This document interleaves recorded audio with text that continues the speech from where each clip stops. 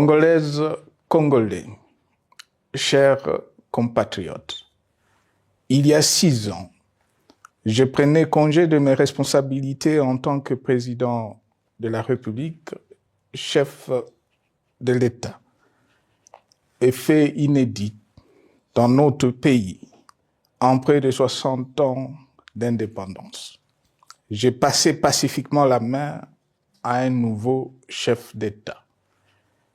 Depuis lors, je m'étais imposé un strict devoir de réserve, y compris quand j'ai fait l'objet, directement ou par mes proches interposés, de provocations, de déni de droit, d'humiliation, d'imputations dommageables et d'autres multiples atteintes à ma dignité. D'abord, parce que je suis convaincu que le temps est le meilleur allié de la vérité, un antidote lent mais puissant contre le venin du mensonge et de la délation. Mais aussi et surtout, parce qu'agir autrement aurait fait le jeu de ceux qui, par cette campagne odieuse, cherchaient à détourner l'attention de notre peuple de leur incapacité, aujourd'hui avérée, à répondre à ses attentes et aspirations. J'ai enfin décidé de briser ce long silence, de sortir de ma réserve et de m'adresser à vous parce que l'enjeu est de taille. Il est même existentiel.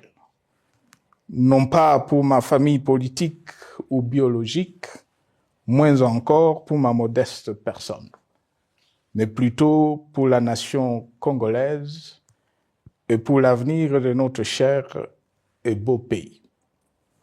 J'ai décidé de briser le silence parce qu'au vu de la situation que traverse notre pays, continuer à me taire m'aurait rendu poursuivable devant le tribunal de l'histoire pour non-assistance à plus de 100 millions de compatriotes en danger. Je saisis cette opportunité pour partager avec vous mes réflexions et participer ainsi à la recherche de la solution à la crise que traverse notre pays, la République démocratique du Congo, terre de nos ancêtres, car il est gravement malade et son pronostic vital engagé. Mieux que quiconque, vous en êtes conscient, car vous en faites quotidiennement les frais dans votre chair et vous en payez le prix. Mes chers compatriotes, vu l'importance stratégique de notre pays et le rôle qu'il est appelé à jouer, j'avais, de l'avènement au pouvoir du chef de l'État actuel, conclu avec lui un accord donnant naissance à la coalition entre nos forces politiques respectives. À propos de cet accord, beaucoup de contre-vérités ont été dites, y compris, fort malheureusement, par celui qui est censé connaître la vérité, parce qu'en étant l'un de 2 principaux signataires. En attendant qu'au moment opportun, la vérité soit rétablie, preuve irréfutable à l'appui, permettez-moi pour l'instant d'affirmer qu'en ce qui me concerne, la conclusion de cet accord n'avait pour seule motivation que l'intérêt supérieur de la nation. Par cet accord de mutualisation de forces, j'entendais en effet permettre à mon successeur d'exercer dans la direction des affaires de l'État plus de pouvoir effectif que ce que la faible représentation de sa famille politique au sein de la nouvelle Assemblée nationale était en droit de lui conférer. Je voulais par ailleurs faciliter le fonctionnement harmonieux des institutions et éviter à la nation, comme à notre jeune démocratie, d'éventuelles crises politiques qui leur auraient été fatales. Cette première alternance pacifique et civilisée à la tête du pays avait suscité d'autant plus d'espoir qu'en janvier 2019, notre pays s'est trouvé en bien meilleur état qu'au moment de ma propre accession à la magistrature suprême en janvier 2001. Alors que j'avais trouvé un pays au bord de l'implosion, miné par une longue dictature et des guerres, sans institutions républicaines, économiquement en faillite et socialement déchiré. Bref, un pays dont l'incertitude de lendemain menaçait la stabilité de toute la région. Le 24 janvier 2019, j'avais en effet légué un bien meilleur héritage à mon successeur, à savoir un pays réunifié, largement pacifié et dont les limites territoriales correspondaient exactement à celles qu'elles étaient au 30 juin 1960. Une nation reconstituée, réconciliée et fière de sa diversité. Un État doté d'une constitution progressiste et des institutions fonctionnant harmonieusement. Une économie dynamique et résiliente et débarrassée du fardeau de la dette hérité de régimes antérieurs, du fait de multiples réformes structurelles engagées. Une armée nationale républicaine de plus en plus professionnelle et capable de relever le défi de la défense de l'intégrité du territoire national. Une démocratie en constante consolidation, avec notamment l'organisation sur fonds propres d'un troisième cycle électoral. Le cœur serré, je constate qu'à peine 6 ans après, ce bel héritage en indivision, légué à l'ensemble de notre peuple, a été complètement dilapidé par celui qui en avait reçu la garde. Que notre pays offre un spectacle de plus désolant et qu'il suscite d'autant plus de désespoir au sein de notre peuple et de pitié et de moquerie à travers le monde, que l'inconscience de ses dirigeants ne permet aucun espoir de redressement. Cette détérioration rapide de la situation générale du pays est principalement due à l'inverse du pouvoir sans limite. Le nouveau dirigeant s'illustre en effet par une série de remises en cause, reniements et violations intentionnelles de la Constitution, avec en toile de fond la volonté irrésistible de concentrer tout le pouvoir entre les mains d'un seul homme, au mépris du pacte qui cimentait la cohésion de notre peuple. Le premier acte de remise en question de ce pacte républicain, véritable socle de stabilité et de cohésion nationale, a consisté à violer délibérément la Constitution et les lois pertinentes lors du premier remaniement de la Cour constitutionnelle par le président de la République. La violation de ce texte juridique, fondement de tout état de droit, pour de simples raisons de confort politique est devenue, depuis lors, une marque distinctive de la gouvernance de notre pays. Dans le même esprit, en décembre 2020, il fut organisé un coup d'État institutionnel à la suite du renversement en pleine mandature d'une majorité parlementaire, pourtant dévolue par le peuple souverain, ainsi que le gouvernement qui en était issu.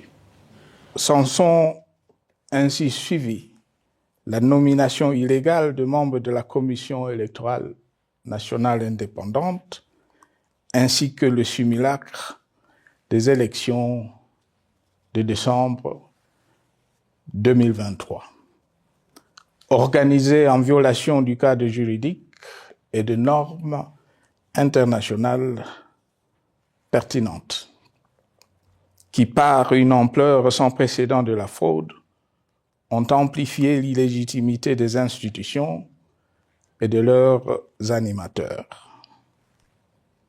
Le coup de grâce a été donné par l'annonce du projet de changement de la Constitution, un projet dont la réalisation liquiderait totalement le consensus national de Sun City.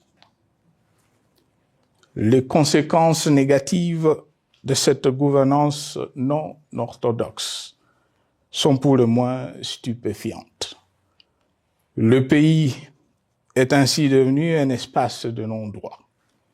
La République a cessé d'être démocratique et la volonté du chef de l'État tient désormais lieu de loi suprême, supplantant la Constitution et les lois. En revanche, érigé en politique du gouvernement, le populisme et la démagogie, le mensonge et l'arrogance, la discrimination et la stigmatisation de certaines composantes de notre peuple, l'institutionnalisation du tribalisme et du népotisme, l'opposition de communautés nationales les unes aux autres, le discours de haine et l'injustice ainsi que l'impunité ont d'autant plus aisément détruit la cohésion nationale et le vivre ensemble que l'opulence outrancière et le non-respect de la parole donnée sont les maîtres mots de la classe politique au pouvoir. Ce qui a rendu le pays fragile et donc vulnérable. Plus grave, le repli identitaire, dangereux pour l'édification de toute nation, a refait surface, avec ses vieux démons dont l'intolérance et la division est circonstance aggravante. Cela est non seulement toléré et impuni, mais aussi et surtout véhiculé et financé par les tenants du pouvoir. Face à cette dérive, le Parlement a abdiqué de sa mission constitutionnelle de contre-pouvoir. Il a ainsi cessé d'être le temple de la démocratie, le lieu par excellence de l'expression législative et la volonté du souverain primaire, pour ne plus être qu'une chambre d'enregistrement de la volonté d'une seule personne. Quant à la justice, garante constitutionnelle des libertés publiques et du socle de valeurs, qui structure notre identité et forge notre unité, elle a complètement démissionné de ses responsabilités, se laissant ouvertement instrumentalisée à des fins politiques. Elle n'est donc plus qu'un instrument d'oppression d'une dictature qui tente désespérément de survivre à contre-courant de l'histoire, par la terreur et l'imposition de la pensée unique. Rôle peu louable, qu'elle partage avec les milices tribales, ainsi que la police et le service de renseignement, eux aussi détournés de leur noble mission de protection des citoyens et de sécurisation de l'État. Sur le plan économique, la situation est de plus inquiétante. Malgré l'augmentation des recettes publiques, essentiellement due à l'arrivée à maturité de toutes les réformes courageusement votées de 2002 à 2018, notamment le nouveau code minier, forestier, des hydrocarbures, des assurances et de la sous-traitance, et un niveau d'aide financière accru de la part des institutions de Bretton Woods. Aucun investissement n'a été réalisé pour doter le pays d'infrastructures modernes, soutenir des réformes structurelles et stimuler la croissance. Par contre, l'inflation et la dépréciation monétaire, jadis vaincues, sont de retour. La corruption et le détournement de deniers publics ont atteint un niveau inédit.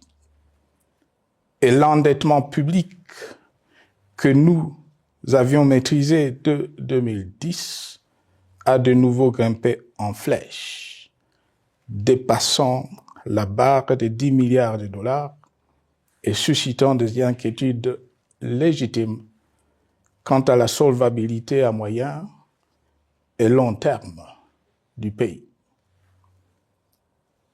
Les conséquences sur le plan social sont aussi dramatiques.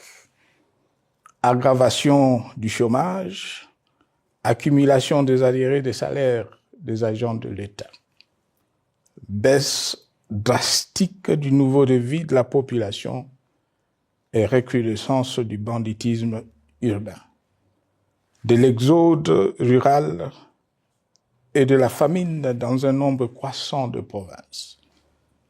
Les Congolais sont désormais en proie à une véritable angoisse existentielle. Parmi les victimes résignées de ce gâchis se trouve en bonne place notre jeunesse, qui a été pourtant de tout le combat démocratique et qui a beaucoup cru aux vertus de l'alternance pacifique. Aujourd'hui, sans repère ni perspective sérieuse du lendemain, ils se sont abandonnés, laissés à la merci des entrepreneurs de conflits et de vendeurs d'illusions de tous bords. Rien de ce qui lui a été promis depuis 6 ans n'a été réalisé. À cette jeunesse désabusée, comme à l'ensemble de notre peuple, nous tenons à donner une assurance. L'échec d'un régime compromet, mais ne scelle pas définitivement le sort d'un peuple.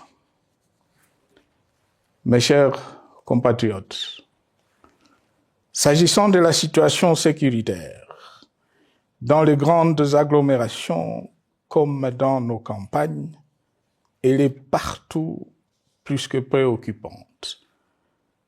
C'est le cas notamment au nord Kivu, au sud Kivu, en Ituri, au Maniema, au Tanganyika, au Katanga et au Mai-Ndombe, province pourtant voisine de Kinshasa, capitale du pays et siège des institutions. Le sang de nos compatriotes civils et militaires, valeureux officiers et soldats des rangs, mais aussi députés, éminents membres de la société civile ou de partis politiques, a ainsi abondamment et gratuitement coulé. Du fait de l'intolérance, du cynisme, voire pire, d'un terrorisme d'État pratiqué dans un seul et unique dessein, l'abus du pouvoir pour le pouvoir. C'est le cas, entre autres, de plusieurs centaines de détenus du centre pénitentiaire de rééducation de Makala, sauvagement abattus dans la nuit du 1er au 2 septembre 2024, victimes sans défense d'un crime incontestable contre l'humanité, à ce jour restés impunis. Il en est de même de membres de la secte mystico-religieuse Wazalendo de Goma, de jeunes de la Junafek à Lubumbashi et du massacre des adeptes de l'église Mbidi à Kilwa. Cette déliquescence de la situation sécuritaire est due à la mauvaise gouvernance du pays, qui dans ces secteurs est aujourd'hui caractérisée par une formation militaire bâclée, des recrutements et mises en place ethniquement motivés, ainsi que par l'emprisonnement sans jugement, aussi bien de plusieurs militaires et officiers de haut rang que des agents de l'ordre et de sécurité, majoritairement swahiliphones. Bien plus, à l'armée nationale, bouclier de la nation, instrument de préservation de l'indépendance nationale et de l'intégrité territoriale, il a été substitué de bandes de mercenaires, de groupes armés, de milices tribales et de forces armées étrangères, qui ont non seulement montré leurs limites, mais aussi enfoncé le pays dans un chaos indescriptible. L'État a ainsi perdu le monopole de la violence légitime en sous-traitant aux groupes armés, autrefois maîtrisés, le maintien de l'ordre public et de la tranquillité nationale. Et comme si cela ne suffisait pas, l'armée nationale est vilipendée, conspuée et tournée en dérision par les autorités qui n'assument jamais rien alors qu'elles sont censées veiller à sa consolidation et à sa respectabilité. Pour les avoir formés, commandés et conduits au front, je connais nos soldats, boucs émissaires aujourd'hui de toutes les contre-performances enregistrées sur les champs de bataille. Ils ne sont pourtant pas intrinsèquement moins bons, moins nationalistes et moins loyaux. Ce qui a changé entre-temps, c'est la qualité du commandement et de leur prise en charge. Au niveau régional, le gouvernement a levé l'option désastreuse de se détourner de deux principaux instruments internationaux qui étaient à la base de l'architecture régionale de paix et de sécurité, laquelle avait permis la stabilité régionale que le président actuel avait trouvée lors de son accession au pouvoir, à savoir le pacte sur la sécurité, la stabilité et le développement dans la région de Grand Lac et l'accord cadre pour la paix, la sécurité et la coopération pour la République démocratique du Congo et la région.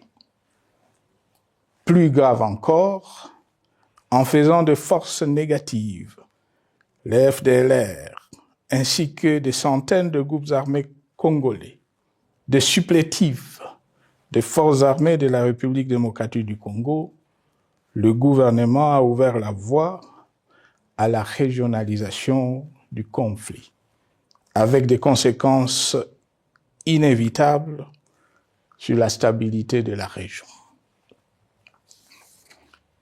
Mes chers compatriotes, alors que sur le plan institutionnel, politique, économique et social, les fondamentaux avaient été établis et que le pays avait été placé sur la rampe de lancement, prêt à décoller. Nous voici, hélas, en un temps record, soit 6 ans, de nouveau à la case départ. Seul d'un État failli, divisé, désintégré, au bord de l'implosion, inscrit en bonne place au palmarès de pays pauvres, le plus corrompu et très endetté. En atteste tout le rapport tant du Conseil de sécurité des Nations Unies que ceux sur l'indice de développement humain et sur la pauvreté. La crise qui déchire notre pays est donc profonde et multidimensionnelle. Sa solution doit être nécessairement globale. Toute autre approche n'a donc aucune chance de conduire à une paix durable. Bien plus, le Congo est intemporel. Il n'appartient pas à tel ou tel régime politique, ce dernier étant par définition rotatif et donc passager en démocratie. Il appartient plutôt au peuple congolais dans sa grande diversité.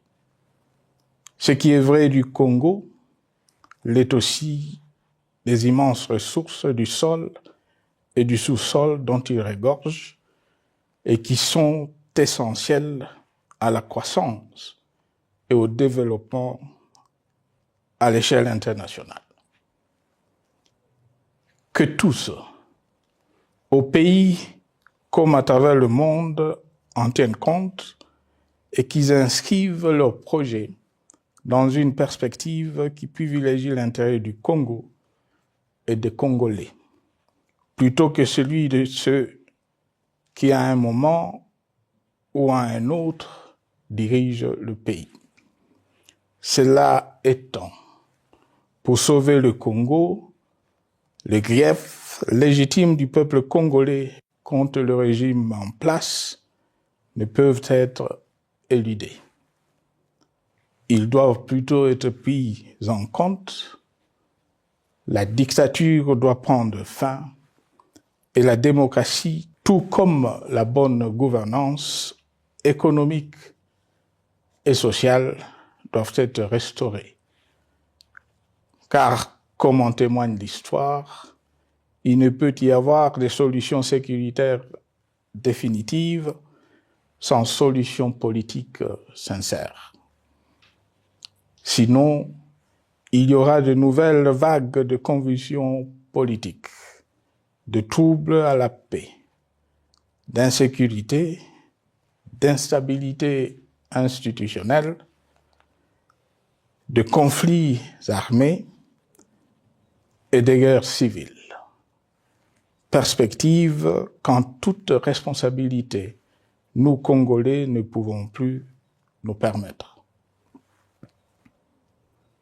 Il est dès lors vital que les multiples initiatives de recherche de la paix, Luanda, Nairobi, EAC SADC, l'Union africaine, Doha et Washington, que nous accueillons favorablement, les considérant comme autant de signes de compassion et de solidarité à notre peuple, soient conscientes de cette exigence.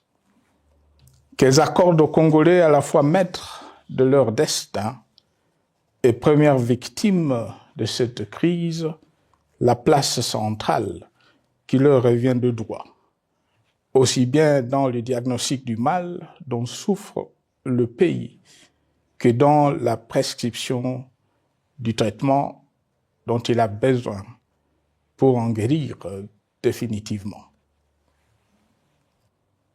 Il convient de noter à ce sujet que le gouvernement de Kinshasa s'est enfin résolu à se mettre autour d'une même table avec l'AFC M23 depuis plusieurs semaines à Doha, même si, bizarrement, il continue à considérer comme un crime le fait que les autres Congolais se parlent entre eux.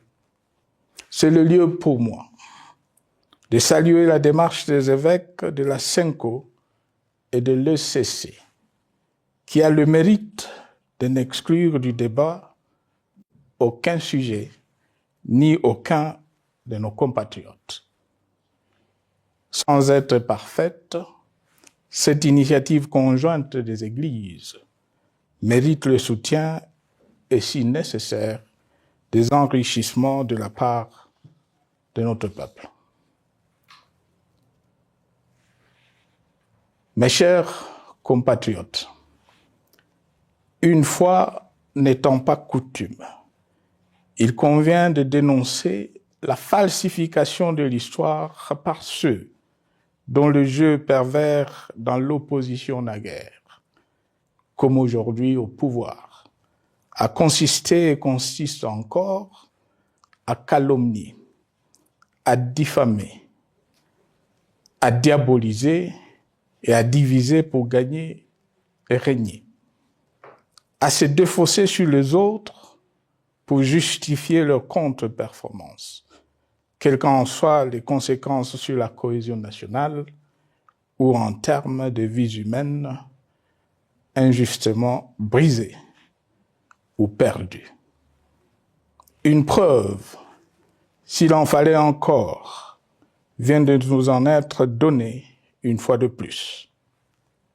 Il y a quelques jours, en effet, suite à une simple rumeur de la rue ou des réseaux sociaux sur ma prétendue présence à Goma, où je veux me rendre dans le prochain jour, comme annoncé par ailleurs, le régime en place à Kinshasa a pris des décisions arbitraires, avec une légèreté déconcertante qui témoigne du recul spectaculaire de la démocratie. Mieux que quiconque, vous savez que pour moi, le Congo est la priorité absolue, que sa souveraineté et son intégrité territoriale ne sont pas négociables, que mon engagement pour la démocratie, la cohésion nationale, la paix et la stabilité n'est pas un slogan creux, et que le respect de la Constitution et des lois du pays, autant que celui de la parole donnée, sont sacrés. Militaire, j'ai juré de défendre la patrie jusqu'au sacrifice suprême. Hier au pouvoir, aujourd'hui en dehors du pouvoir, je demeure plus que jamais fidèle à ce serment.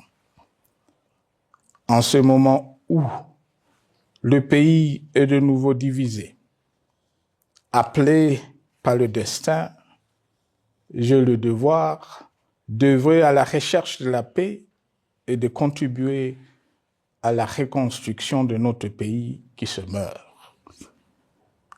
C'est dans cet esprit que j'ai choisi ce moment pour exprimer ma sympathie à l'endroit de toutes les victimes du conflit en cours, de réconforter et marquer ma solidarité avec la population de la partie orientale. Vous, qui êtes abandonnés par le pouvoir central, qui semble avoir pris le parti de vous punir, entre autres, en déconnectant les institutions financières du réseau bancaire national, et en restreignant le mouvement de personnes et de biens. Ces décisions et bien d'autres vous asphyxient et rendent votre vie plus précaire que jamais. J'en appelle aux uns et aux autres, en particulier au gouvernement, d'humaniser les conditions de vie de nos compatriotes de cette partie du territoire national. Ils ont droit à la vie, à la scolarisation de leurs enfants et aux autres conditions du bien-être. En entendant le rétablissement de l'autorité de l'État sur toute l'étendue du territoire national, j'invite les tenants du pouvoir à protéger la population. De même, l'armée, la justice, les autres structures en charge de l'ordre et de la sécurité doivent être véritablement au service de la population et répondre à ses aspirations. Mes chers compatriotes, de par mon expérience dans des situations similaires, le patriotisme et l'humanisme ont guidé le processus de règlement de conflits et ont porté de fruits dans le passé, aussi bien sur les champs de bataille que sur celui des négociations ou du dialogue. Notre pays avait été divisé de quasi-moitié pendant quelques années. La sagesse avait alors prévalu. Nous avions recollé le morceau et le pays a survécu dans son unité. C'est ainsi qu'après quelques années de réflexion sur la crise en cours, après avoir consulté des chefs d'État et des anciens chefs d'État de la région, ainsi que des acteurs politiques et sociaux, nationaux et étrangers, j'ai fait ce jour une proposition qui engage la nation tout entière à un sursaut patriotique pour un pacte citoyen afin de tirer le pays du gouffre. Le travail hardi qui s'impose à nous portera notamment sur les 12 points suivants. 1. Mettre fin à la dictature, mieux à la tyrannie. 2. Arrêter la guerre. 3. Rétablir l'autorité de l'État sur toute l'étendue du territoire national. 4. Restaurer la démocratie en revenant aux fondamentaux d'un véritable État de droit. 5. Rétablir les libertés fondamentales. 6. Réconcilier le Congolais et reconstruire la cohésion nationale. 7. Relancer le développement du pays par la mise en place d'une bonne gouvernance économique, une gestion administrative et financière orthodoxe et une répartition équitable des ressources nationales. 8. Relancer le dialogue sincère et permanent avec tout le pays voisin en vue de l'instauration de la paix et du développement durable dans la région. 9. Rétablir la crédibilité du pays auprès de partenaires au niveau tant régional, continental qu'international. 10. Neutraliser tous les groupes armés nationaux et étrangers et rapatrier ces derniers dans leur pays d'origine. 11. Mettre définitivement fin au recours et à l'utilisation de mercenaires, conformément à la Convention de l'Union africaine sur l'élimination du mercenariat en Afrique du 3 juillet 1977 et à la résolution des Nations Unies du 4 décembre 1989 portant sur la Convention internationale contre le recrutement, l'utilisation, le financement et l'instruction de mercenaires et rapatrier sans condition ceux qui sont déjà déployés sur le sol congolais. 12. Ordonner le retrait sans délai de toutes les troupes étrangères du territoire national. À ce sujet, je salue la décision sage des pays de la SADC de retirer les troupes de la SAMI DRC de notre pays. Vu l'immensité de la tâche ainsi décrite, je lance un appel solennel à tous les Congolais, sans distinction de sexe, d'ethnie, d'âge, de classe sociale, de zone géographique ou d'appartenance politique, qui aiment passionnément le Congo, qui sont prêts à tous les sacrifices, qui adhèrent sans réserve au pacte républicain de Sun City et qui tiennent au respect de la Constitution du 18 février 2006 à se dire autour de ces objectifs.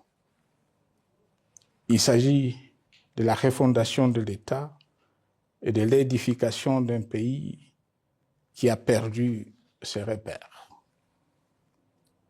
Mobilisons-nous et mettons à profit tous les moyens à notre disposition pour restaurer l'unité nationale, sauver le Congo et préserver son indépendance. Car l'Afrique et le monde nous regardent. Mes chers compatriotes, le Congo vaut mieux que la caricature qu'en donnent ses dirigeants actuels. Le Congo mérite mieux que cette politique extérieure faite de jérémiades et de mendicité. J'ai donc la ferme conviction que le peuple congolais est capable, aujourd'hui comme en 1960, de vaincre le démon de la division, qu'il est capable aujourd'hui, comme au cours de la décennie 90, de vaincre la tyrannie et la tentation du pouvoir absolu. Qu'il est capable aujourd'hui, comme en 2003, de prendre le dessus sur ce qui nous divise et de mettre fin à la violence armée qui oppose ses enfants. Pour y parvenir, chacun doit jouer sa partition. Je m'engage à jouer la mienne. Que Dieu bénisse la République démocratique du Congo, qu'il bénisse individuellement chacun de vous. Je vous remercie.